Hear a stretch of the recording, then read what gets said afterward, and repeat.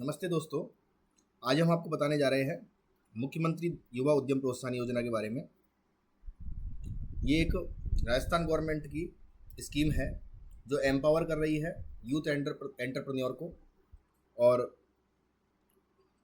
इस स्कीम का जो मेन मोटिव है वो बेसिकली 18 से 35 ईयर्स के जो यूथ है उनको एम्प्लॉयमेंट प्रोवाइड करना है, सब्सिडी के थ्रू उनके बिजनेस को प्रमोट करना है। तो हम सबसे पहले इंट्रोडक्शन की बात करते हैं।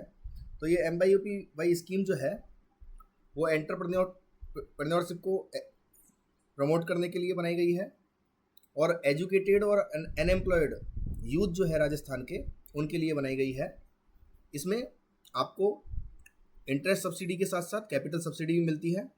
सबसे बड़ा बेनिफिट यहाँ पर ये मिल रहा है कि इंटरेस्ट सब्सिडी के साथ आपको एक मार्जिन मनी सब्सिडी जो है, कैपिटल सब्सिडी जिसे कह सकते हैं, वो आपको यहाँ पर मिल रही है। मैंने इससे पहले एक वीडियो बनाई थी BR अम्बेडकर उद्यम प्रोत्साहन योजना की। वह स्कीम केवल SC ST जो है कम्युनिटी के लोगों के लिए थी, बट जो MYUPY की मैं बात करने जा रहा हूँ वो स्कीम जो है उसी तरीके के बेनिफिट के साथ है। थोड़ा सा बेनिफिट का अंतर है कैपिटल सब्सिडी के अंदर, बट जनरल कम्युनिटी के लिए और ओवरऑल सभी कम्युनिटी के लिए जो एंटरप्रेन्योर है, जो न्यू एंटरप्रेन्योर है, जिनकी एज 35 ईयर्स तक है और जो ग्रेजुएट है, उनके लिए ये एक बहुत अच्छी स्कीम जो है वो राजस्थान गवर्नमेंट द्वारा स्टार्ट की गई है। ये डबल बेनिफिट वाली सब्सिडी की बात यहाँ पर करते हैं हम, कैपिटल सब्सिडी और इंटरेस्ट सब्सिडी दोनों की यहाँ पर। तो ये जो यूथ एंटरप्रेन्योरशिप को एनकरेज कर रही है, ये ऑब्जेक्टिव है इसका। फाइनेंशियल सपोर्ट कर रही है ये न्यू बिजनेसेस को। ये बात मैं बता देता हूँ, ये स्कीम केवल न्यू बिजनेसेस के लिए है, एग्जिस्टिंग बिजनेसेस को प्रमोट करने के लिए बिल्कुल नहीं है ये। और ये अनएम्प्लॉयमेंट को रिड्यूस करने के लिए जो एजुकेटेड यूथ है उनमें, इसके लिए जो है स्कीम जो है वो यहाँ पर चालू की गई है। इसके की कंपोनेंट की बात करें तो एक सबसे बड़ी बात तो ये है कि इंटरेस्ट सब्सिडी इसमें मिल रही है। मार्जिन मनी सब्सिडी जिसे हम कैपिटल सब्सिडी कह सकते हैं वो ये यहाँ पर मिलती है। मैंने पहले ही बता दिया, ये 18 से लेके 35 ईयर्स तक के एज के ग्रुप जो है, जिसे हम कह सकते हैं यंग एंटरप्रेन्योर्स, उनके लिए जो है स्कीम है। और इसका जो मैक्सिमम लोन अमाउंट है वो है 1 करोड़। 1 करोड़ से ज़्यादा के प्रोजेक्ट के लिए जो है ये स्कीम नहीं है। यहाँ पर एलिजिबिलिटी क्राइटेरिया की बात कर लेते हैं कि कौन इसमें अप्लाई कर सकता है, हु कैन अप्लाई। तो राजस्थान का रेजिडेंट होना चाहिए, राजस्थान का निवासी होना चाहिए, इसकी एज 18 से 35 ईयर्स तक होनी चाहिए। ग्रेजुएशन जिसकी मिनिमम एजुकेशन क्वालिफिकेशन है, यहाँ पर ग्रेजुएशन से कम वाले जो है यहाँ पर अप्लाई नहीं कर सकते और केवल न्यू एंटरप्राइज यहाँ पर अप्लाई कर सकते हैं। एक्सपांसन के लिए बिल्कुल भी नहीं है ये स्कीम। मैंने आपको इससे पहले BR अम्बेडकर के बारे में बताया था, BR अम्बेडकर दलित आदिवासी उद्यम प्रोत्साहन योजना के बारे में। उसके अंदर जो है एप्लीकेशन जो है वह एक्सपेंशन के लिए भी थी, परंतु वो केवल एक कम्युनिटी के लिए थी, कम्युनिटी विशेष के लिए थी। यहाँ पर ऐसी कोई नहीं है, बट यहाँ पर 18 से 35 ईयर्स तक के एंटरप्रेन्योर है वही अप्लाई कर सकते हैं जो ग्रेजुएशन जिन्होंने कंप्लीट की हुई है।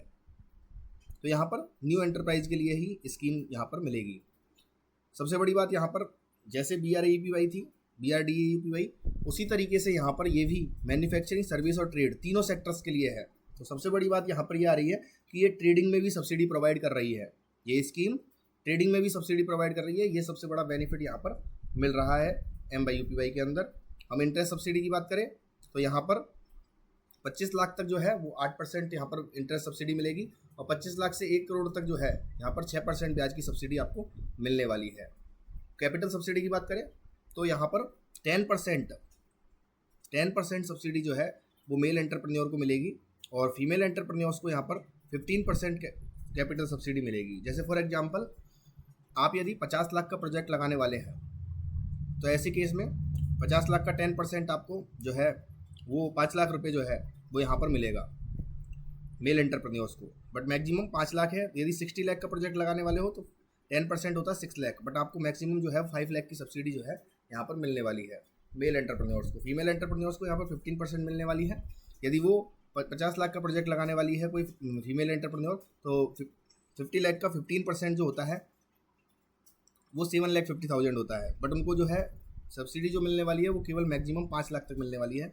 यदि वो 30 लाख का प्रोजेक्ट लगाने वाले हैं तो उसका 15% होता है 4,50,000, तो आपको 4,50,000 मिल जाएगा क्योंकि वो 5 लाख से कम है।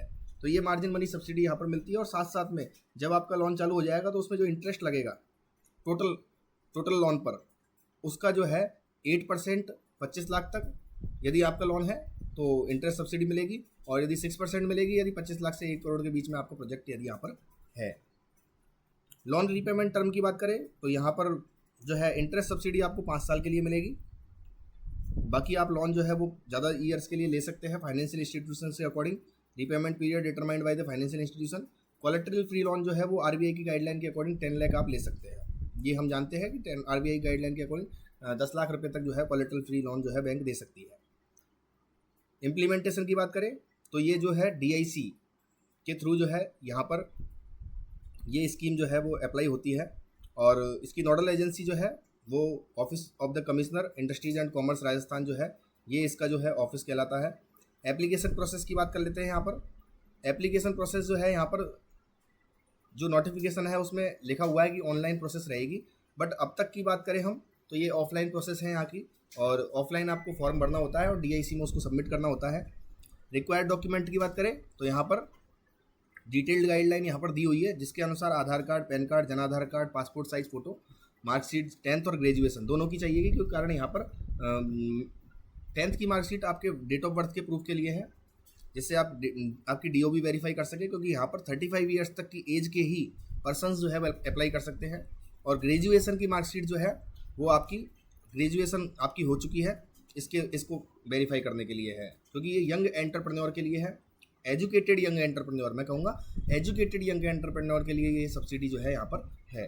प्रोजेक्ट रिपोर्ट यहाँ पर आपको देनी होगी, वीआरएन, बिजनेस रजिस्ट्रेशन नंबर और उद्योग आधार नंबर, या उद्यम आधार जो है आजकल उद्यम आधार कहते हैं इसे, तो ये जो है वो आपको चाहिएंगे यहाँ पर।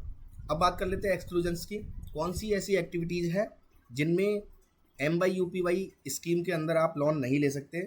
सबसे पहला, manufacturing of product involving meat, liquor and explosives, जो भी मदिरा है, नशे वाले पदार्थ है, या फिर जो मांस है, इस तरीके की चीज़ जिनमें है उनकी मैन्युफैक्चरिंग जो है इसमें अलाउ नहीं है।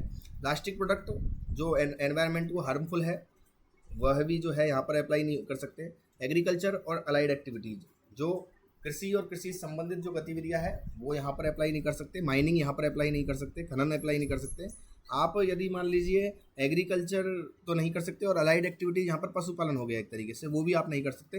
बट पशुपालन के लिए मैं आपको पहले वीडियो बनाई थी मैंने PMEGP के ऊपर, तो PMEGP में आप जा सकते हैं पशुपालन के लिए 20 लाख रुपए तक। उसका नोटिफिकेशन 2022 के अंदर आया था, तो उसके आधार पर जो है आप जा सकते हैं यहाँ पर। रियल एस्टेट जो है, परंतु पशुपालन के लिए आप केवल PMEGP में जा सकते हैं, यहाँ नहीं जा सकते। रियल एस्टेट में जो है यहाँ पर नहीं जा सकते आप MYUPY में। मोटर व्हीकल जिनकी कीमत 15 लाख से ज़्यादा है उनके लिए आप यहाँ पर नहीं जा सकते। 15 लाख से कम की कीमत का यदि कोई मोटर व्हीकल आप कॉमर्शियल व्हीकल लेते हो, और उस केस में भी आप जो है MYUPY जो है अवेल कर सकते हो। बहुत बड़ा बेनिफिट है ये, आप इसको ध्यान दीजिए। यदि मान लीजिए आप टैक्सी बिजनेस करते हो और आपको 15 लाख तक की कोई गाड़ी यदि मान लीजिए आप लेते हो और उसको जो है आप टैक्सी के रूप में यूज करने वाले हो, तो ऐसे केस में जो है वो आप 15 लाख रुपए तक की ऑन रोड कीमत जिनकी है, उन मोटर व्हीकल को आप खरीद के जो है वो अपना बिजनेस शुरू कर सकते हो, सेटअप कर सकते हो टैक्सी बिजनेस, और आप MYUPY की छूट यहाँ पर ले सकते हो। डबल बेनिफिट यहाँ पर मिलने वाला है। और यदि वुमेन एंटरप्रेन्योर है तो उस केस में आपको जो है 15% कैपिटल सब्सिडी प्लस ब्याज सब्सिडी, इंटरेस्ट सब्सिडी जो 8% मिलेगी वो आप ले सकते हो। तो बहुत बड़ा बेनिफिट यहाँ पर मिलता है। एजुकेशनल इंस्टीट्यूशन जो है वो यहाँ पर कवर नहीं होंगे, और activities prohibited by the government from time to time, यदि सरकार किसी गतिविधि को बंद करती है या उसको प्रोहिबिट करती है तो उस केस में जो है आप MYUPY उन केस के लिए नहीं कर सकते हैं। इसका monitoring evaluation time to time जो है DIC के द्वारा किया जाएगा, ठीक है, department of industries and commerce के द्वारा किया जाएगा। एंटरप्राइज की परफॉर्मेंस और कंप्लायंस को देखा जाएगा। सब्सिडी जो है इसमें आ जाती है, जिस तरीके से PMEGP में सब्सिडी आती है उसी तरीके से यहाँ पर भी सब्सिडी जो है वो आपकी एक समय के लिए यहाँ पर आ जाती है, और उस सब्सिडी अमाउंट पर आपका इंटरेस्ट जो है उस सब्सिडी अमाउंट के बराबर अमाउंट जो है उसके ऊपर इंटरेस्ट आपका नहीं लगता है। और वो सब्सिडी अमाउंट जो है वो एज ए सब्सिडी जो जनरल लेजर होता है जो बैंक में, उसमें जो है जमा रहती है एज ए FD। और जब आपका जो 3 साल तक आप जो है परफॉर्मेंस आपकी अच्छी रहती है, उसका इवेल्यूएशन किया जाता है, तो उसके पश्चात आपकी जो है वो एक लेटर के बाद, आपका इंस्पेक्शन होने के बाद एक लेटर जारी किया जाता है, उसके थ्रू जो है वो आपको जो है सब्सिडी जो है आपको रिलीज़ कर दी जाती है। जैसा पीएमईजीपी में भी ऐसा ही प्रोसीजर होता है सब्सिडी जो है रिलीज़ होने का, वो 3 साल बाद होती है जब आपका इंस्पेक्शन हो जाता है उसके बाद।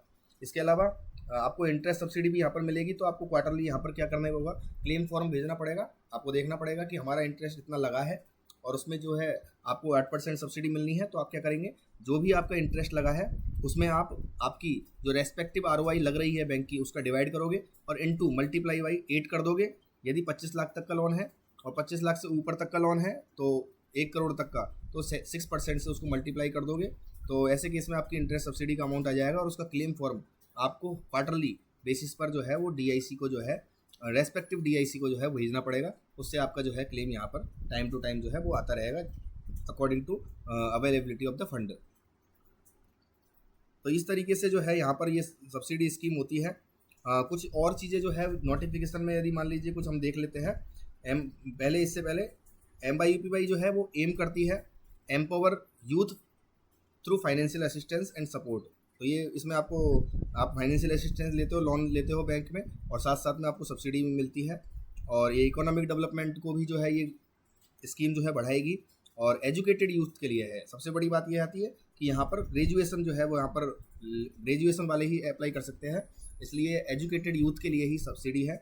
और ब्रॉडर कम्युनिटी बेस है देन VRDAUPY, मतलब ये देख सकते हैं यहाँ पर सभी जो है जाति वर्ग के लोग जो है वो अप्लाई कर सकते हैं। तो इसका जो कम्युनिटी बेस है वो ब्रॉडर है, बजाय BR अम्बेडकर दलित आदिवासी उद्यम प्रोत्साहन योजना की, जिसकी मैं वीडियो बना चुका हूँ। वो ST/SC कम्युनिटी के लिए है, बट उसके जो बेनिफिट्स हैं वो ज़्यादा है, अच्छे बेनिफिट्स है, तो वो जो है वहाँ पर अप्लाई कर सकते हैं। बट इसके अलावा जो जनरल कम्युनिटी है, जो अदर है, जो उसमें बेनिफिटेड नहीं हो सकते, वो यहाँ पर MYUPY के अंदर अप्लाई कर सकते हैं। इसके अलावा मैं आपको जो है कुछ नोटिफिकेशन को भी यहाँ पर दिखा देता हूँ।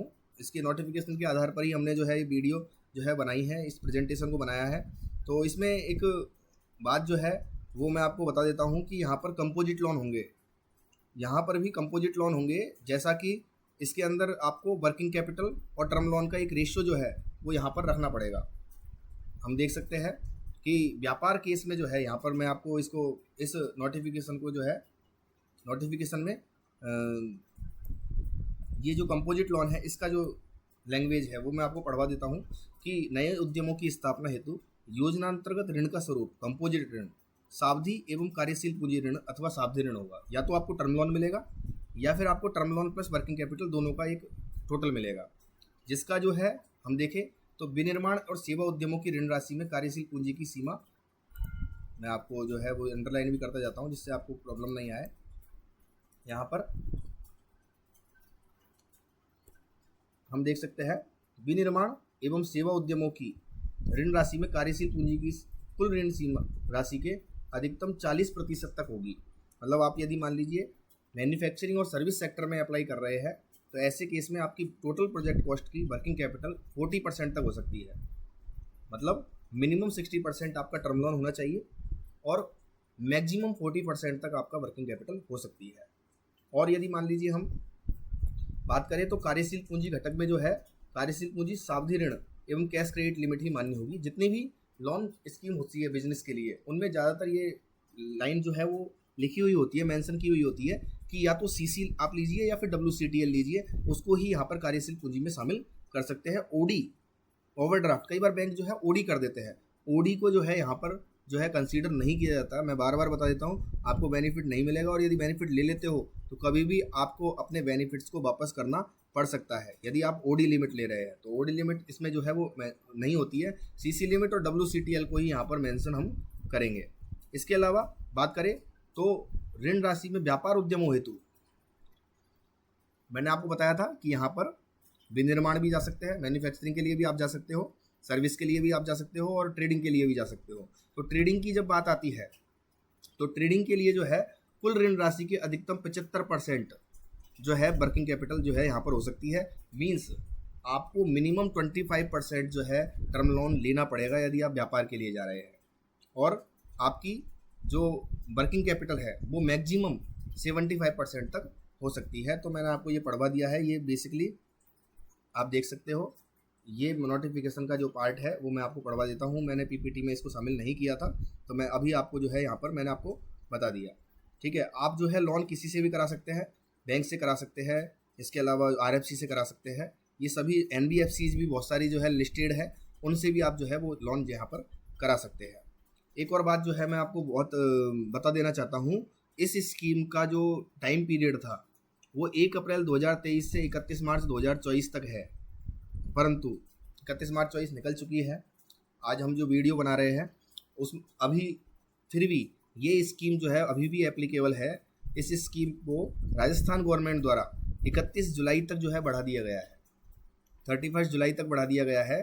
तो 31 जुलाई तक जो है इसमें अप्लाई कर सकते हैं। हमें जो कुछ जो न्यूज़पेपर्स के माध्यम से इन्फॉर्मेशन मिली है कि इस स्कीम को जो है 31 जुलाई तक बढ़ा दिया है, तो आप जो है अब भी अप्लाई इसमें कर सकते हैं। जगह जगह के जिला उद्योग केंद्र जो है इस तरीके का एडवर्टीजमेंट दे रहे हैं कि 31 जुलाई तक इस स्कीम को बढ़ा दिया गया है, तो इसलिए आप जो है अभी भी इसमें अप्लाई कर सकते हैं।